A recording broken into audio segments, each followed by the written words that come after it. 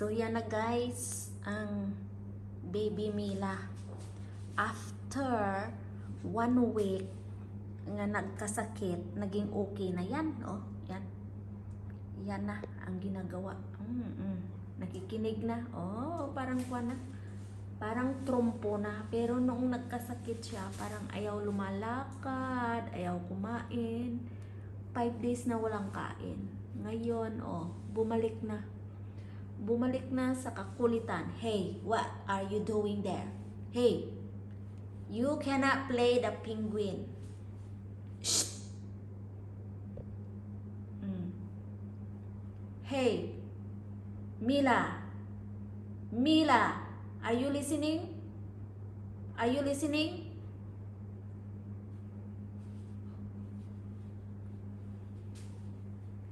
Ay, nako.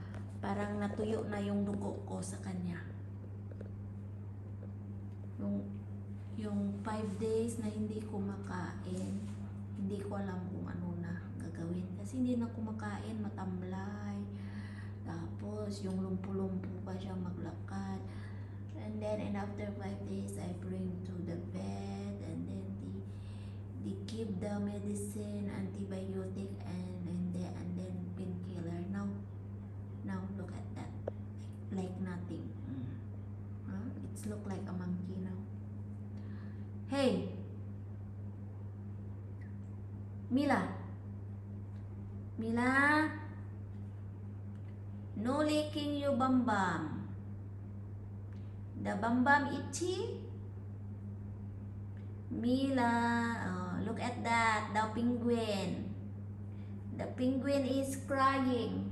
Hoy!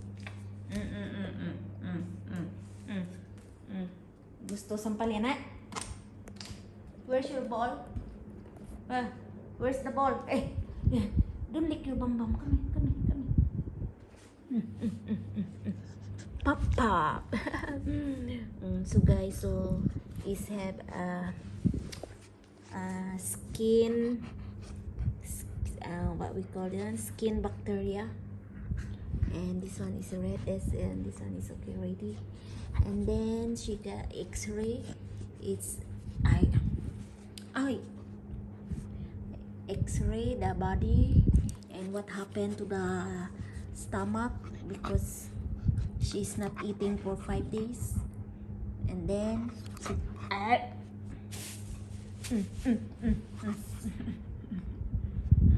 she got pink. See, this one is the skin disease. That's why she's itchy. Mila girl. Mila girl. Mila, ay. Mila girl. Mila girl. Mila. Mila.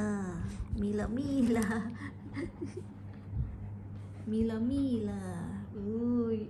Mila. Uy.